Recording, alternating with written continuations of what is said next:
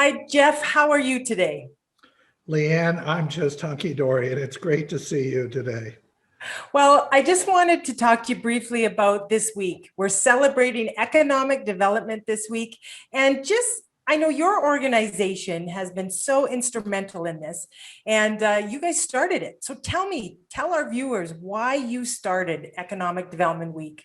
I want to give appropriate credit to Barry Matherly, who was the chair of IEDC the year we set up Economic Development Week. And we asked our chairs to come up with an agenda of what the organization could do. And he came to me and he said, I think we ought to have a week each year where economic developers can talk about what they are doing for their community.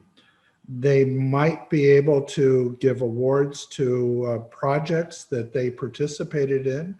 They can give awards to community leaders who are impactful in what they're doing in economic development, and shine the light on the great works that economic developers are doing within their community, in their state, across the country, across the world. And frankly, Leanne, this thing has grown bigger than I ever expected it to be.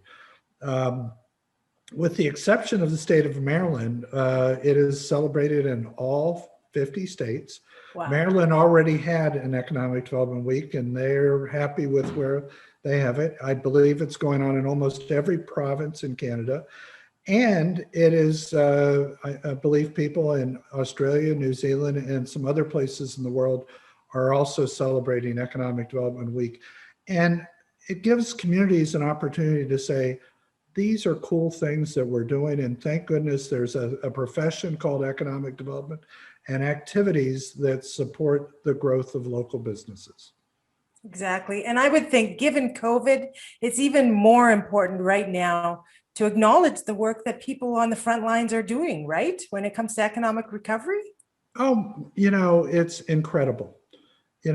We've, in many cases across North America, many of our organizations have lost some of their budget because of tax declines, contribution declines in some of the public-private partnerships. And people are working harder than ever. And don't they deserve to be rewarded with this public accolades that Economic Development Week can help do?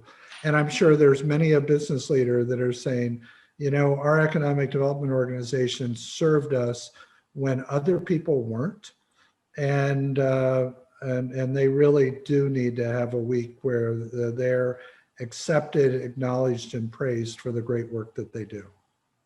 Well, that's great, Jeff. And our organization, Economic Developers of Alberta, is pleased to be partnering with you again this year. We're working with communities large and small, trying to get proclamations and just that an acknowledgement that what they do is important. So thank you for your leadership in this area.